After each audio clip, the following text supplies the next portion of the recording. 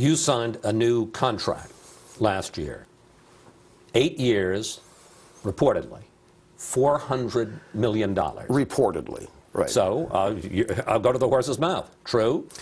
It could be true. You know, I'm a guy who earns a percentage of what I generate every year. There are some guarantees, but I'll tell you, the $400 million is not guaranteed. I have to earn that. But you could earn $400 million. I could. I'm ahead of schedule, in fact. And don't get me wrong. Right. I think you're a great broadcaster. How can you possibly be worth that kind of money? Very simply, value is determined by what somebody will pay you to do what you do. I'm probably worth more. I'm not complaining. Do not misunderstand. But you know, this whole question. See, I'm a capitalist. You're worth whatever you can get. You're worth whatever your value is, and that's determined by what somebody's willing to pay you for it. And the only reason I get that money is because the people who invest in me get results beyond their expectations. All right. You believe in the free market. I do. Let's talk about the NFL and the decision to drop you as a possible owner. What about the argument, look, this is a bunch of billionaire owners sitting around and saying Rush Limbaugh isn't good for business. Is that the free market? Yeah, but that didn't happen. It never was allowed to get to that point. My name was leaked as being part of a group. Roger Goodell, the commissioner, goes out and cites a 6-year-old quote that I made about Donovan McNabb, got it all wrong. Jim Irsay of the, I call him Hearsay because he's repeating things that weren't true, the owner of the Indianapolis Colts, joins the chorus. And I never got past first base. I mean, so what do you think that was about? What do you think happened? Well, I think it's actually about the fact that the NFL is about to lose its current collective bargaining agreement with the players. And guess who happens to be the new executive director of the Players Association? A guy named DeMaurice Smith, who is Obama. He's part of his transition team. He has suggested that the Congress, the White House, might get involved to stop a player or an owner lockout. So I think, and he got involved in this too. You know, he was out participating in the spreading of quotes I didn't say, warning Goodell and the owners what might. I think this is a warning shot across the bow, saying to the NFL, look, we're going to be close to running this league, not you. We don't want this guy here. And I think, I don't really take this personally, but I do think it was a bunch of cowardice all the way around. Let's do a lightning round. Quick questions, quick answers. You started talking about Vice President Biden this week, and you said to your producers, now get the bleep button, because I may go over the line, and then you censored yourself. So I'll ask you, what do you think of Joe Biden? Pompous, bit of a windbag, and wrong. About? Pretty much everything. I mean, there's a guy in July who says, well, we guessed wrong on the stimulus jobs. We guessed wrong.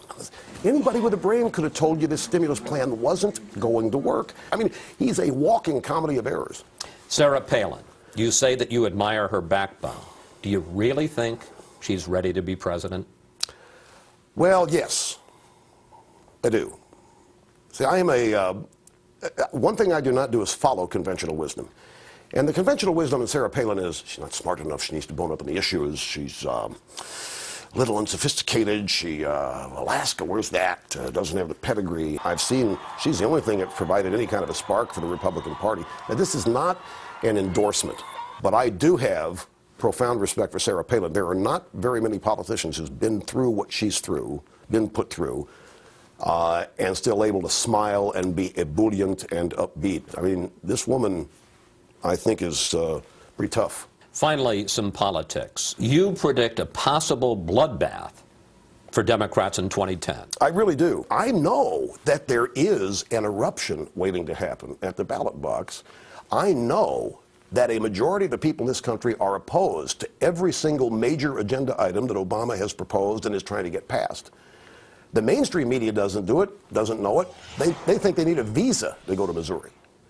You know, they're not in touch with what's happening. And in fact, if they do find out that there's this kind of angst, they look at the voters with contempt. Well, you're not sophisticated to understand how brilliant Obama is and how magical his agenda. They don't want to be part of it, and it's going to be bigger than anybody thinks, especially if health care gets passed.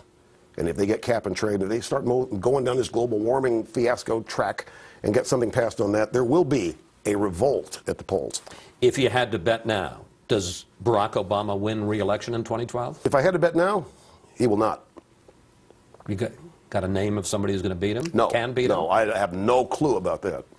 If he does win, how's Rush Limbaugh going to handle 7 more years of Barack Obama? You know, I'm glad you asked me that, because one of the questions I always get is, but Rush, isn't Obama, aren't these Democrats in power good for your business?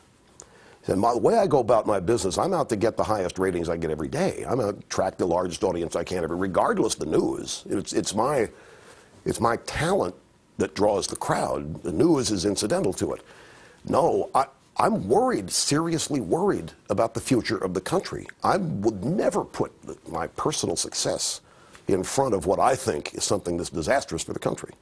And 7 more years of Barack Obama would it'd be painful. It would literally be painful. This is, every day you get up and there's a new potential threat to liberty and freedom being launched by this man and his administration. And it's kind of be, you know, some days I'm in radio, and some days I feel like I'm in the trenches in a war.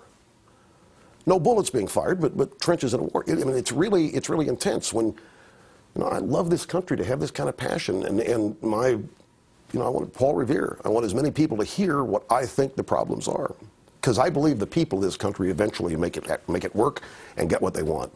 I do believe in the democratic process and the vote. Rush, thank you. Thank you, Chris.